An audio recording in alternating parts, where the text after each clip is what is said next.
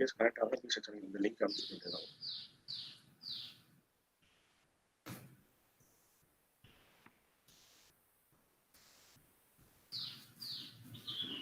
வெளியே வச்சுக்கலாம்.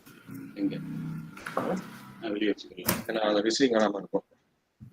விசிலிங் ஆகாம பேனட் மெயில் ஐடியா ஸ்பெல்லிங் என்ன? ANNETTTE ANNETTTE double T E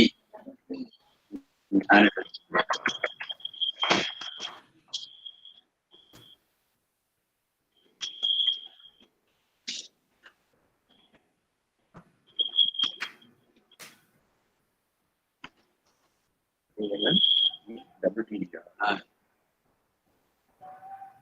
protein WNET correct ANNET live stream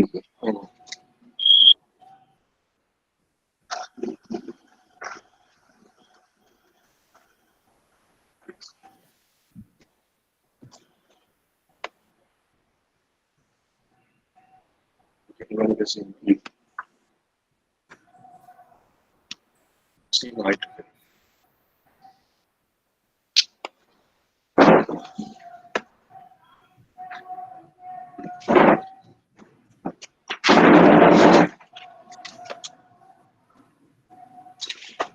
Sir, good morning, sir.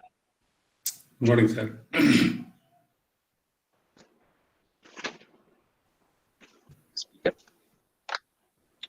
Good morning, dear students. Good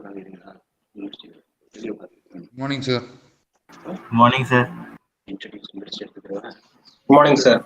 Good morning, sir. 1 minute. 1 minute.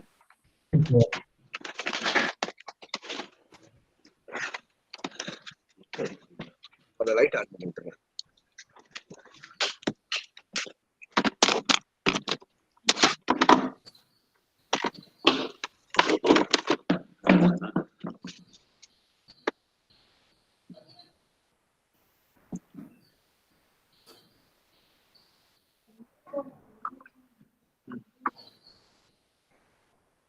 எவ்வளவு நேரம் sir இது போகும்பா evening வரைக்கும் போகும்.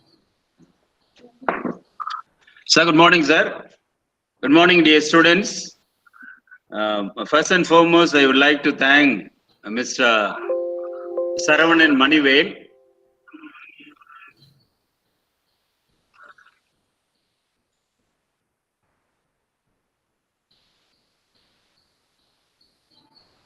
who is a practicing lawyer who has got vast experience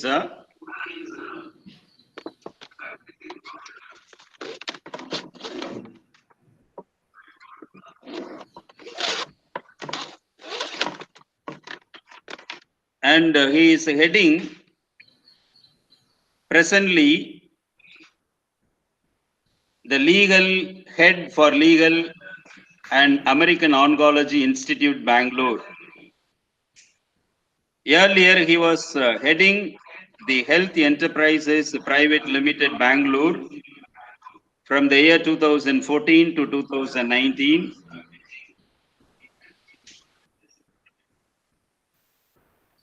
Prior to that, he was an advocate as well as a legal consultant for Lexport for the year 2013 to 2014.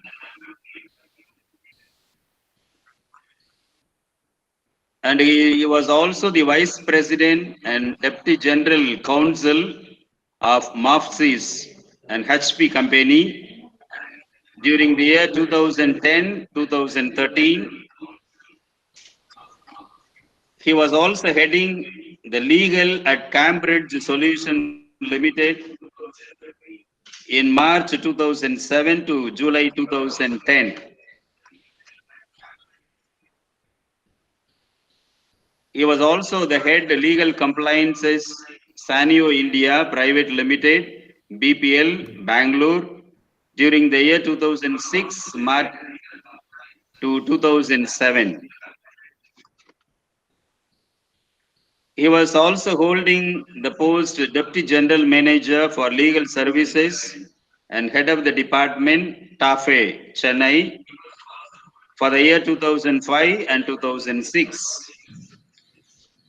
He acted as Vice President, Corporate Legal and Compliance Department, Young Vaisya Bank Limited, presently which is known as the Kotak Bank Corporate Office in Bangalore.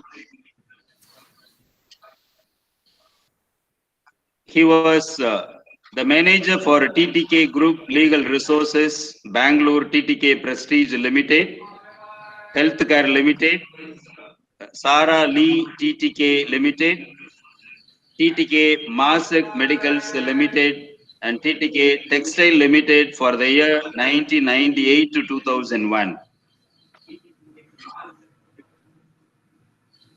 He began as an advocate in the District Court of Trichy, Tamil Nadu.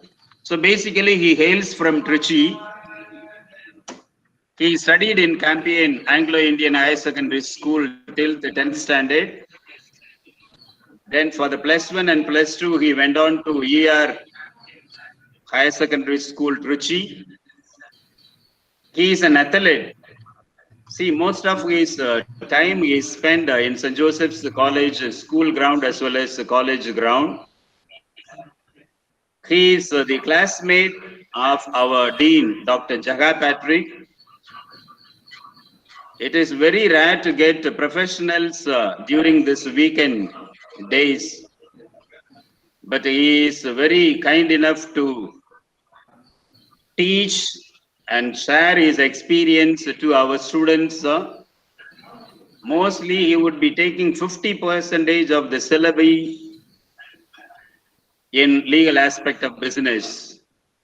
Please make use of the golden opportunity which is given to you. Spend your time mostly in interacting. Listen to him. Make your queries, because it's very difficult to get expert like him. So I would like to thank you on behalf of for the director, the management of gym, faculty, and everybody, and the student on your own behalf. I would like to thank Saravanan Manivel for accepting our invitation and sharing your hands-on experience with our students. Thank you, sir. Over to you. Thank you, Michael. Hello, guys. Good morning, sir. Good morning. Hey, good morning, everyone. Good morning, sir. Good morning, sir. Good morning, sir. Good morning, sir. Hey. So let's start the contracts class, mainly relating to your business law area, right? So I wanted you people to be interactive and help me to make the presentation so that you'll also get to understand the nitty-gritties of this particular area of law. And you can always, raise your hands to, ask for some clarification. Your queries are welcome. But just to give a fair, overview of the Contracts Act, I'll be taking you through that. And I have prepared a presentation for you. So I'll be sharing the screen. So from there on, I'll proceed with the presentation. So if you all have any questions, maybe you can raise it at the end of the session or at the end of the break, whatever we wanted to have, right? So are you okay with this, guys? You please let me know if this is fine with you. Then we can proceed.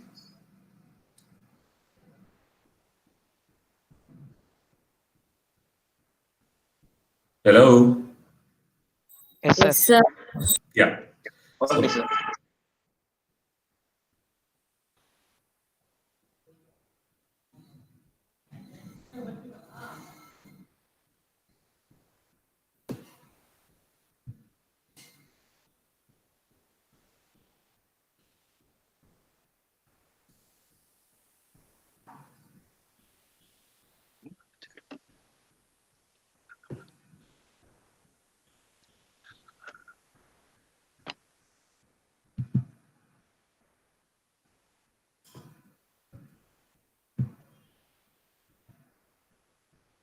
Are you able to see the screen now? Yes, sir. Yes, sir. Yes, sir. Yeah. So before that, I just wanted to, start the session with saying that the day we start the day, we get ready, come out of the house, and thereon you will be interacting with so many people in real life, and consciously, unconsciously, you will be doing certain transactions, which in legal parlance we say it as implied contract, right? Are you all aware of such kind of transactions you do when you get out of the house?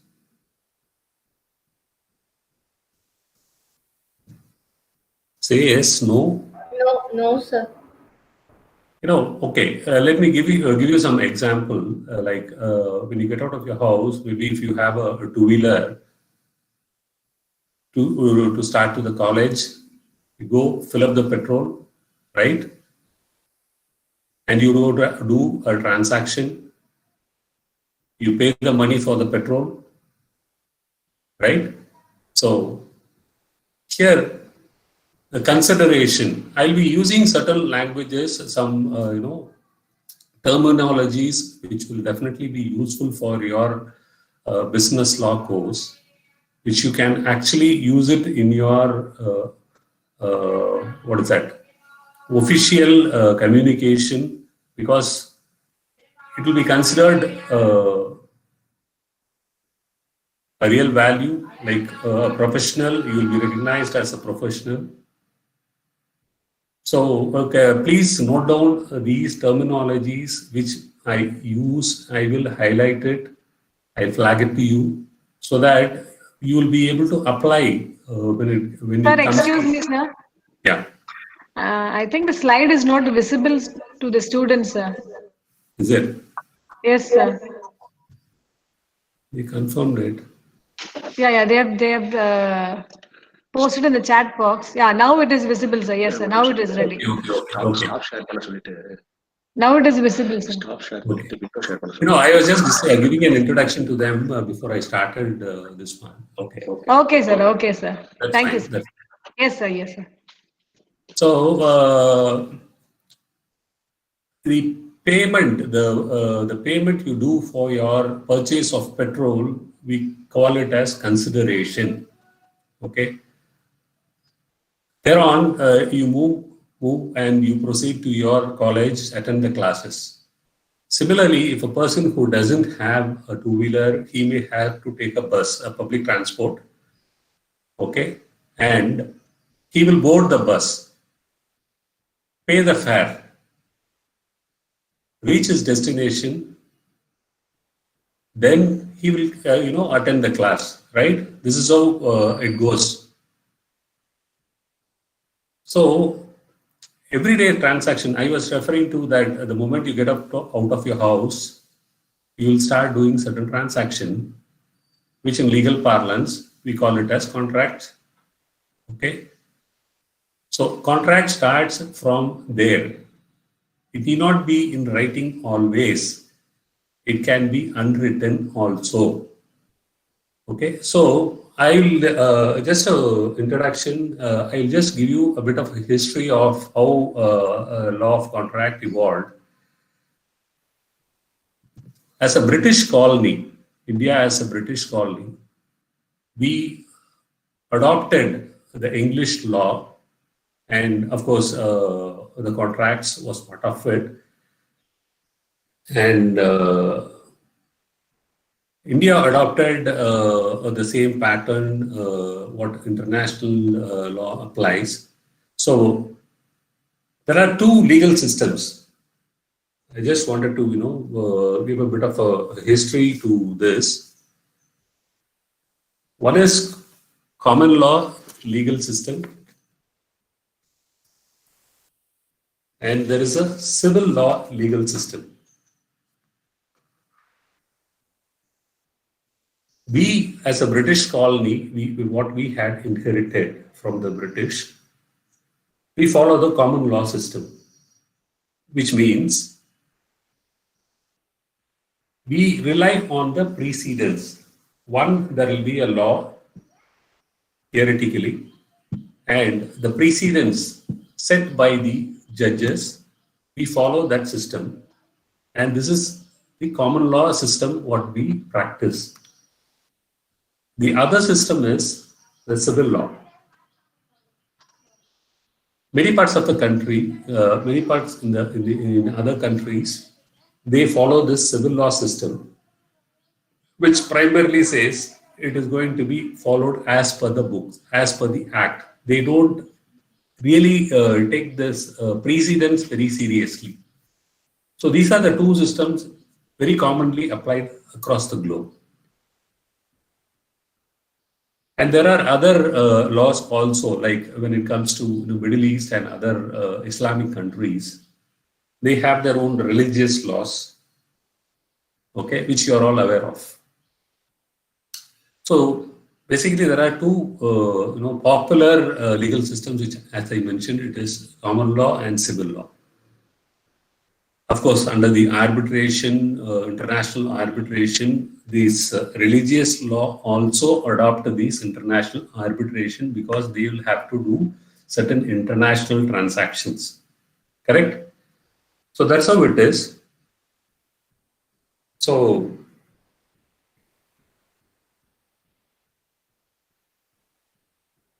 when we talk about history, how did the agreements evolve during the 17th century, 18th centuries?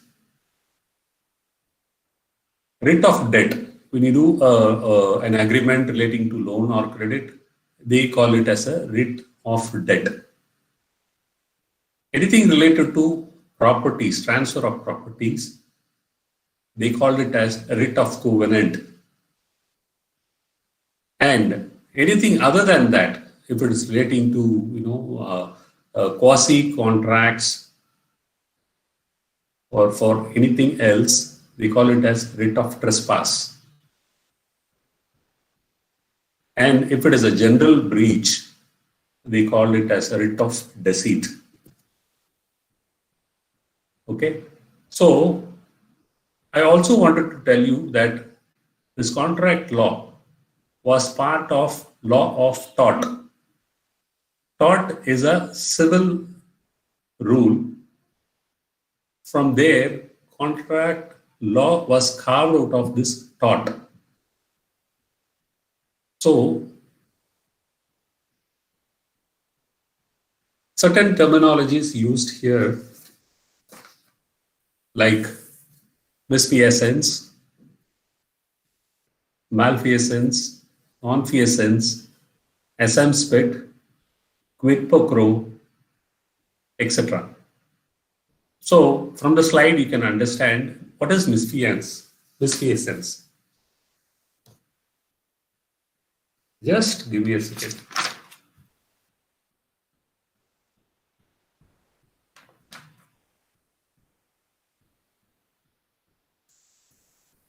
What is misfeasance? If you are doing certain action, certain things, transaction, which is per se wrong, which you are not supposed to do, it's called as misfeasance. What is malfeasance? You are doing a transaction, the transactions, the way it has to be done, but presented in a wrong form. So that is malfeasance. Nonfeasance. What you are supposed to do, you have not done anything, then it is called as nonfeasance. So the King's Court in 16th century, they used to assume or promise to pay amount or deliver goods. They call it as assumpspit. Okay. Then comes the interesting terminology, quid pro quo. What does it mean? Quid pro quo. We also use it in daily usage. Also, we use it. Quid pro quo. What is it's you give and take. It's like you offer something, you get something, right?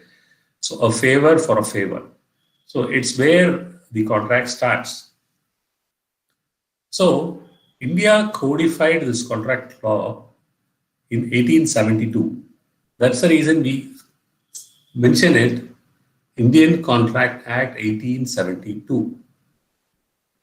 Of course, there is a subsequent amendment, but still this continues. So this is how they started the codification. Codification. So before that, I also wanted to tell you that what is law basically? It's codified common sense.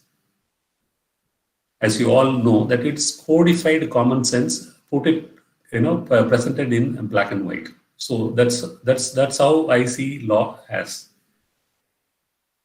So coming back, the benefits of codification, you'll have transparency of law at any given point of time, and easy public accessibility and amenability with change of time and need.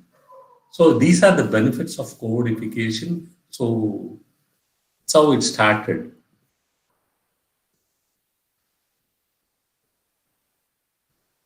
So why contract? So day-to-day life, we need certain things to be done, to be completed. So this is how it is. The contract is a method through which individuals make law for themselves by creating rights and obligation. It's called ex contractus. Okay. There are certain duties and obligation of the party. So by virtue of doing, or it's by fact itself, it requires this. So an agreement is made through one party making an offer and the other accepting it. And an offer accepted becomes a promise. So here we start. So that's how it is. So someone has to offer you, and if you are interested in that proposal, underline the word proposal, and when you accept it, it becomes a promise. You commit that, okay, you have accepted it, and the transaction is done. So if it is within the ambit of law, the agreement should be legally enforceable. So these are the following criteria for an agreement to become a contract. So you should understand the difference between an agreement, and when it is enforceable under law, it becomes a contract. So number one, parties must be willing to enter into a legal relation.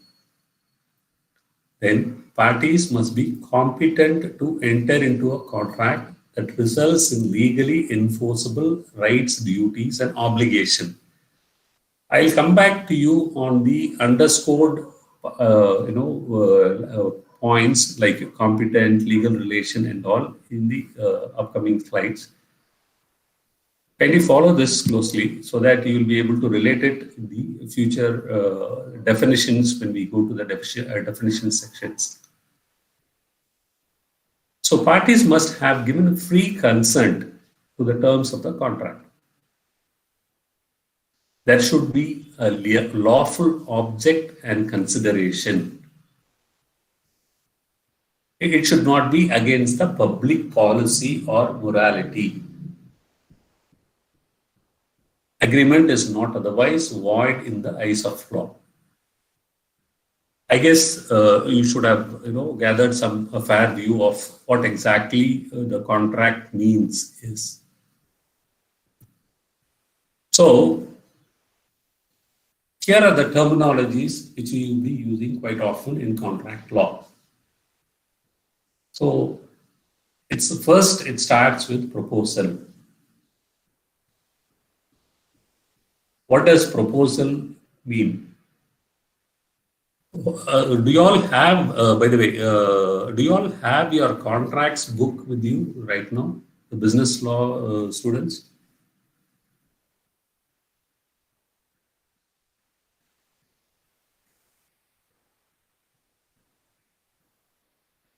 Hi guys, do you all have this contract law before you? No, sir. No, sir, no, sir. Okay, it's not part of the syllabus, is it? It is a part of the syllabus, sir, but it is an 1 credit course, 1.5 credit course. Okay, The materials will be delivered to them later after the session, sir, so that they Oh, can prepare themselves for the assessment.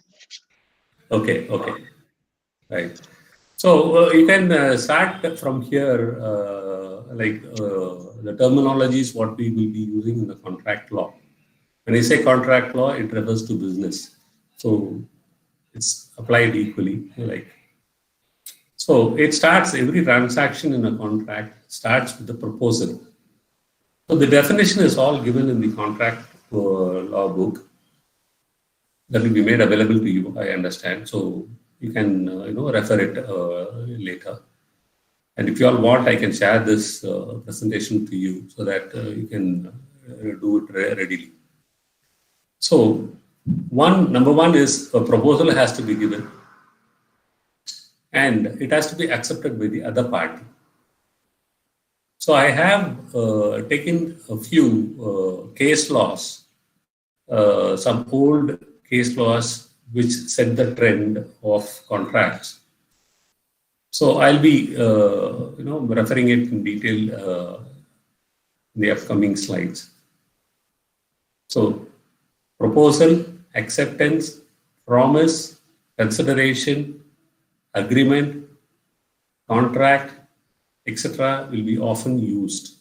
So the definitions are here clearly mentioned along with the sections. Please understand these sections also because it will be very useful for your examination point of view. So specifically certain questions can come up with reference to the sections. So it's better to note it down and understand it. As I told you, an agreement which is enforceable in law is a contract. And there are varieties of contracts, agreements. So here are the other terminologies we will be using it here. Void agreements. What is void? Voidable contract. Illegal agreement. So we can go one by one. And if you have any questions now, you can tell me so that I can clarify it to you before I proceed further.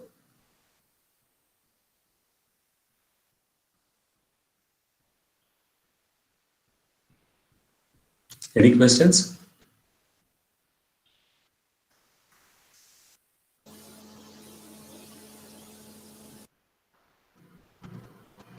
I assume there is no question, so I will go to the next slide. So this is how a contract is formed. A proposal and acceptance, okay, based on the promises made, which is legally acceptable, and a contract is formed, enforceable by law. This is how a contract is formed. So again, I will repeat, an agreement, when it is enforceable by law, it becomes a contract. So let us get into the details of the definitions. Very, very critical for business law students because they will be in the field, on the ground, handling operation business related. So it is essential for them to understand the terminologies so that you can really understand what is exactly business, a professional, how it is handled.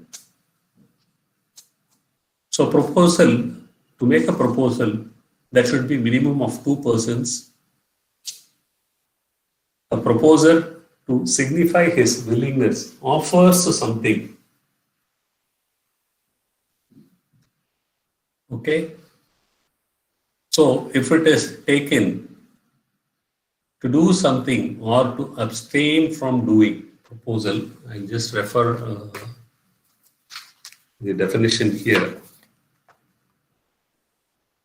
When a person signifies to another his willingness to do or to abstain from doing anything with a view to obtaining the assent of that other to such act or abstinence, he is said to make a proposal. So please understand the proposal definition is very critical. Some basic ingredients I just wanted you to understand, because it's very, very critical for contracts. I have quoted a few case laws, how it works. Number one, McPherson says versus Aparna, AR 1951, SC 184. It says you cannot accept on a condition. An offer is made to you. You can either say yes or no, but you cannot put a condition, okay, subject to this condition, I will accept. No, it won't work like that. So, you will have to either accept it, yes, say yes or no. Okay, so that's how it works. If you put a condition there, then the offer will get rejected. It doesn't mean that, okay, I have accepted it subject to a condition. No, the transaction will not be complete there. Okay, then in real life situation, when you are done with your academics and you are entering into the corporate for employment, whatever, please understand this. A letter of appointment will only be an offer letter until you accept it, sign and submit it to them, communicate it to them. It's open. So an offer is given to you and you'll have to accept it, and at the same time you'll have to communicate your acceptance in the form expected. Then it comes completed. Then the entire transaction will be complete. Okay? The other case law, Harvey versus Facey, it's a very old English precedent. So, in real life situation, if somebody is proposing to sell a property, in a discussion, they say that, okay, I might sell this property or this product at minimum I would expect this price. So that communication is not a proposal. A proposal has to be very, very clear. So this is how it goes. You would have seen advertisements for sale. So what does it mean? It is only an invitation to offer and not an offer. So you will have to accept that this is an advertisement and it is not an offer.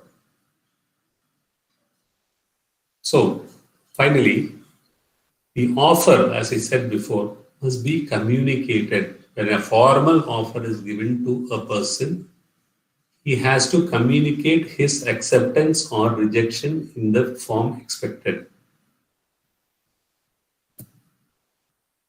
Here comes the next one. Acceptance, section D in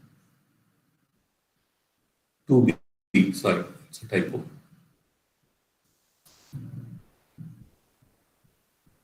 When a person to whom the proposal is made signifies his assent thereto, the proposal is said to be accepted. A proposal, when accepted, becomes a promise. So we are getting into the next level. next step forward in continuation to the proposal. So, few case laws have been highlighted here. So, the acceptance should be in the form of a conduct. If you remain silent, it is not accepted as acceptance. So please be aware that it has to be communicated in the form as expected. So here is a case law which highlights that point. The second case law, UP State Electricity Board versus Goel Electric Stores. Acceptance must be in toto, which means it should be complete. There should not be any conditions attached to an acceptance. If any conditions are attached to the acceptance, then the transaction will not be completed. So either you can say yes or no. It cannot be come with a condition. So when is the transaction complete? The acceptance made when it is communicated, it becomes complete. Silence is no acceptance, as I said. So you just remain silent. It will not be considered as the transaction being accepted or completed. So you'll have to communicate. So there are certain timelines which you will have to follow when you are doing a transaction. So a proposal is given, an acceptance is given, and it has to be communicated in the way it has to be, and within the timeline. And when it is done, and if you wanted to change or withdraw your acceptance, it has to be done within the accepted timeline. So before it reaches the proposer, it has to be withdrawn. So these are certain basic principles which we will have to keep in mind in a contract. There are a variety of contracts. Of course, when we proceed further, we can, expect these things. Quickly, I can read out to you what are the variety of contracts we have.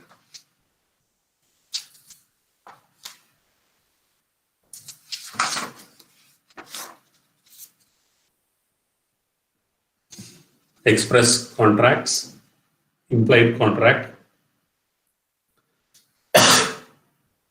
quasi contract, e-contract, unilateral contract, bilateral contract. Okay, these are types of contracts which will be doing in the course of the transaction. So moving on, for your ready reference and understanding, I have prepared a flow chart. How it goes. Essential elements of a valid contract. An agreement, a promise or set of promises, an offer is made and is accepted. Right? That's the flow chart I have. I'll just explain it to you one by one.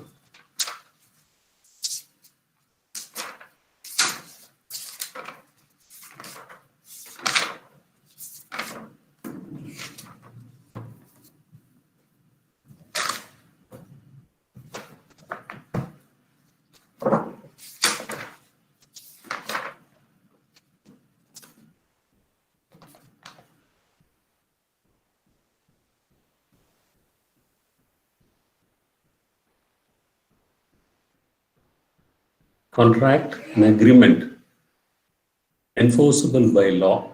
That's the second branch of the contract. It has to be enforced by law. So the relevant section also has been mentioned for your ready reference. So what are the contracts which are enforceable under law? One, the party should have the capacity to enter into a transaction. He should pay the consideration, and a free consent should be there, part of the contract. Lawful objects should be there, and it should not be a void, not void. So, a contract or transaction to be complete, these are the basic essential elements of a lawful contract. I'll put it this way: lawful contract. An offer, an acceptance. Start with, then it should also have the ingredients like capacity, consideration, free consent, lawful object, okay, and it should not be a void contract. These are the essential elements of a contract or a valid contract. So, coming next step down to get into more details about what was mentioned in the previous slide. Capacity. When you talk about capacity, what does it mean? Number one, you should not be a minor. Minor is a major hurdle to enter into a contract. Minors are not eligible to enter into contracts. Okay. Of course, some exceptions are there, which we will come to that later. But the general rule, thumb rule is minors cannot enter into a contract. Who else cannot enter into a contract? A person of unsound mind cannot enter into a contract. So, if there is a legal incapacity, then that party,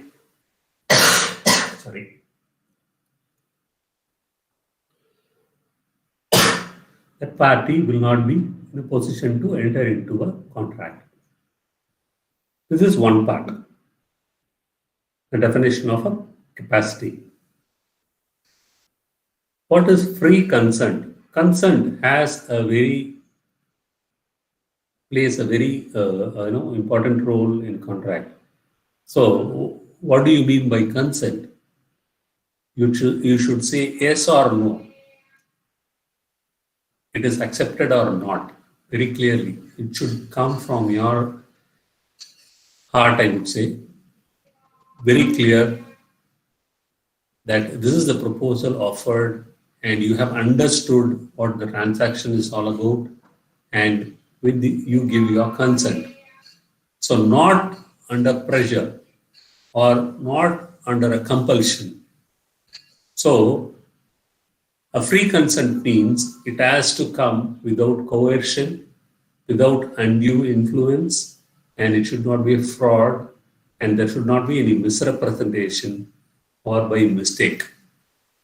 Hope this flowchart will help you to understand it very, very clearly. To give a free consent, these are the conditions. If any of these conditions are there, then it will not be taken as free consent. So, there is one more branch under mistake. So, there is a exception. So when a mistake, if it is one party's mistake or both parties' mistake, that will have to be made very, very clear. So, which will impact on the contract or the agreement signed. So that's how it is. Under mistake, one party, what does it mean? Section 22 clearly says, and if it is both parties, Section 20 makes it clear, of fact or of law. So these are the combinations which we can refer it in the contract law. Section 22. I'll read it for you since you don't have the book in front of you. Contract caused by mistake of one party as a matter of fact. A contract is not voidable merely because it was caused by one of the parties to it being under a mistake as to matter of fact. Section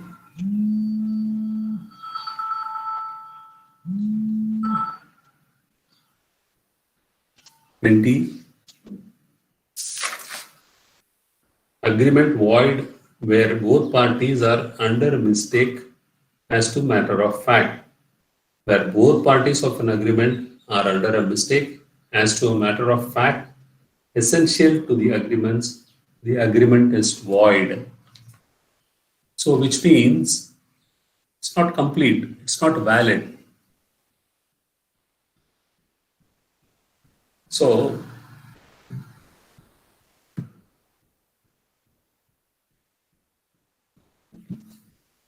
moving on to the next branch.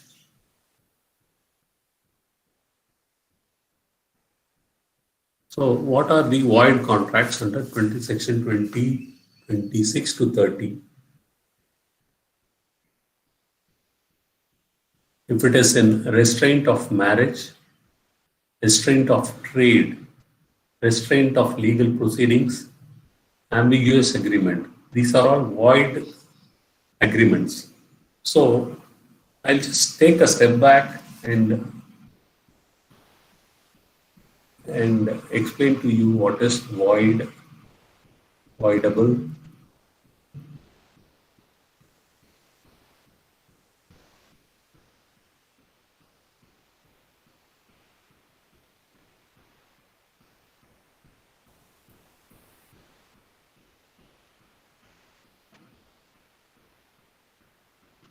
Here, void agreements. What is void agreements? Which are not enforceable by law. So, when I use this word void agreements, you should understand it, which is not enforceable by law. Contracts enforceable by law at any time of entering into it, but becomes unenforceable at the time of execution is a void contract. Voidable contract, there is a difference here. If it is enforceable at the option of the aggrieved party, then it is called a voidable contract. Illegal agreement, it's self-explanatory, an agreement prohibited or forbidden by law. So, we need to understand these terminologies. What is void agreement? What are voidable contract and illegal agreements? So, moving on.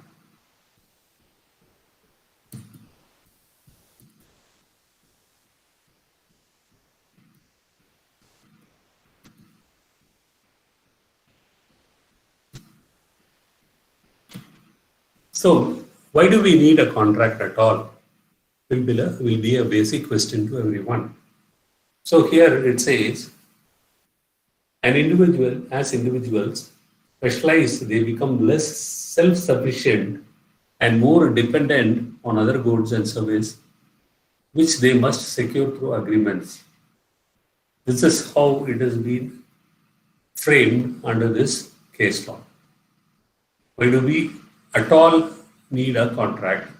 Because you are in a particular domain, and if you need support or other goods or services, then you need to depend on a third party.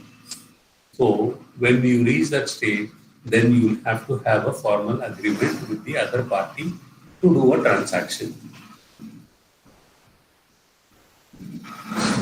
So the basic ingredient which converts an agreement into a contract is the intention of the parties to create a legal relation. So there are certain exceptions to a contract. When it comes to real life situation, a promise made by a father to a son, okay, is considered as not legally binding in a day-to-day life. This case law, particularly Balfour versus Balfour in 1999, clearly says that the main issue for decision was whether the promise of domestic nature between husband and wife could be binding court. Sorry, it should be not held. The promise between the parties was not intended by them to be legally binding. The point emphasized here is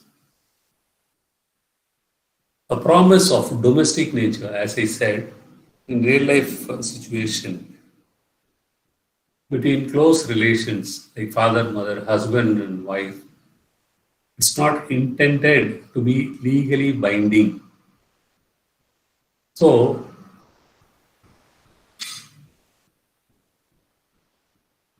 the intention of the parties to create a legal relationship is not there. If it is not there, then it is not binding. This is the point they wanted to emphasize under this case law. So, the intention of the parties is the main point which you will have to understand. Again, coming to capacity, the second branch in detail, who all can enter into a contract? When it comes to a natural person, okay, there are certain limitations which has been spelled out very clearly under the contract. So section 11 and 12, who are competent to contract? Every person is competent to contract who is of the age of majority according to the law to which he is subject and who is of sound mind and is not disqualified from contracting by any law to which he is subject. This is the definition under section 11. Here, we'll have to apply that in natural person. If a person, for physical reasons, mental reasons, legal reasons, as given here in the flow chart, will not be having the capacity as per this definition. So, the fundamental aspect has to be understood. Who will have a capacity if he has a sound mind, who has no other limitation or restriction, can only enter, will have the capacity to enter into a contract. For physical reason, let's go one by one. Physical reasons, because of old age, okay, and there is a definition of Pardashin woman, okay, that's one physical reason. If it is under mental reason, again, if one is a minor, he loses the capacity to enter into a contract. Number two, unsoundness of mind. If the person has a problem there, then if he is an addict, an alcoholic, or he has some health related problems like lunacy or some other disease, serious illness, then the person will not have the capacity to enter into a contract. Okay. Then coming to the third branch of this capacity, what are the legal reasons when you lose the capacity to enter into a contract? Insolvency. If you are a foreign national, yes, you cannot do a transaction. Of course, it is all subject to condition. If you are coming from an alien state, when I refer it as a state, it refers to a nation. Okay. So, if you are out of all these reasons, the specific conditions mentioned here, then it can be assumed that you have the capacity to enter into a contract. A juristic person, if it is due to ultra virus, if it is not, if it is not lawful, or if there, when I say juristic person, I refer to a corporate or firm. When I say the business entity, it covers a corporate that is a private limited company, public limited company, firm, partnership firm,